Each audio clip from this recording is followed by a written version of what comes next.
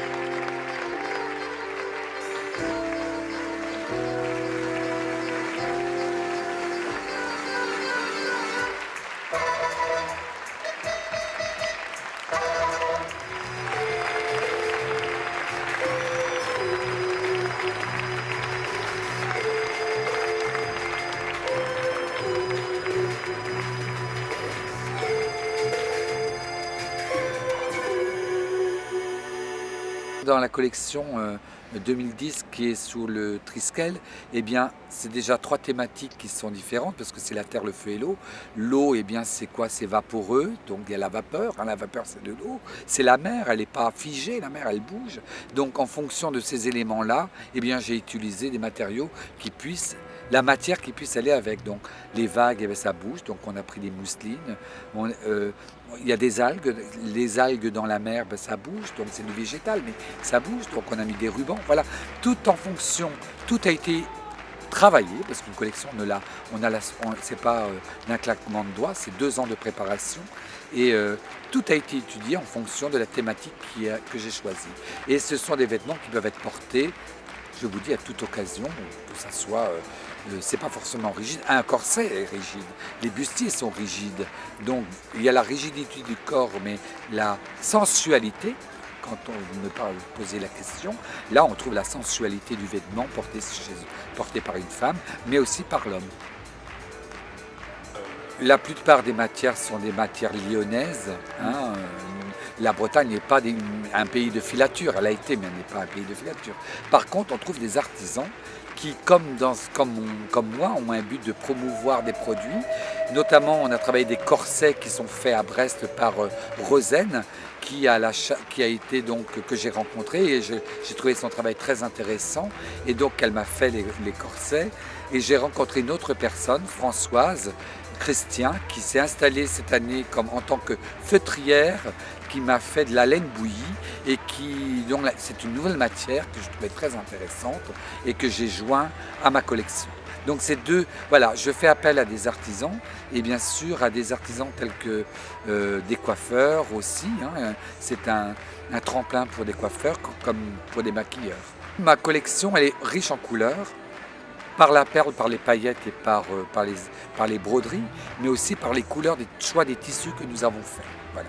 Donc on retrouve des oranges, des verts anis, des mousselines fuchsia, enfin multicolores, on va dire. Une collection riche dans les coupes, dans les broderies, mais aussi dans les choix des matières. Je veux que les vêtements soient portés par des femmes de tous les jours, des hommes de tous les jours, donc des femmes aussi qui sont dans un moment de leur vie qui n'est pas celui de la jeune fille, qui est une femme enceinte. On a une maman qui va attendre un bébé et qui est présente sur la scène, parce que le vêtement de la femme enceinte fait partie de la vie. Hein, voilà, si nous sommes des hommes, eh bien on est nés par nos mères qui nous ont portés, qui ont porté des vêtements en conséquence de leur grossesse. Donc pour moi c'est très important. Et on est à tout âge de la vie, de la jeune fille à la femme en fait, hein. C'est l'évolution de la vie et c'est ce qui sera présent et le choix que j'ai fait dans la présentation de toutes mes collections. Il y a pour tous les porte-monnaies, pour toutes les occasions, que ça soit du prêt-à-porter de tous les jours, hein, ou du prêt-à-porter pour les soirées, pour les mariages, pour les occasions qui nous sont données au cours de la vie, tout simplement. Il y a l'écriture du couturier et il y a l'écriture du scénariste. J'ai fait le choix de prendre 2 chorégraphes qui connaissent parfaitement le signe de la terre et le signe du Triskel. Donc ils ont écrit, en fonction de mes dessins qui ont été faits, ils ont écrit la soirée, ce que le public va découvrir ce soir. Donc voilà. Et les musiciens également, parce qu'il y a l'écriture du dessin et la ligne du vêtement, l'écriture du défilé, par l'expression du corps qui est le défilé et la danse, et le créateur de la musique, qui est Fabien Robe, qui nous a écrit une musique. Je cherche à sensibiliser l'ouverture, mais aussi de sensibiliser le public, tout public, à ce monde de la haute couture et à ce monde de la broderie et à ses créateurs. Voilà. Je pense qu'aujourd'hui, je suis venu sur la Terre pour passer un message qui est celui de nous, artisans, qui ont été dans le passé importants parce que tous nos aïeux ont porté du vêtement traditionnel. Aujourd'hui, il n'est plus porté, mais il y a un relais qui se fait dans un monde beaucoup plus contemporain, mais dont l'inspiration est celui du costume qui a été porté d'autrefois. Voilà.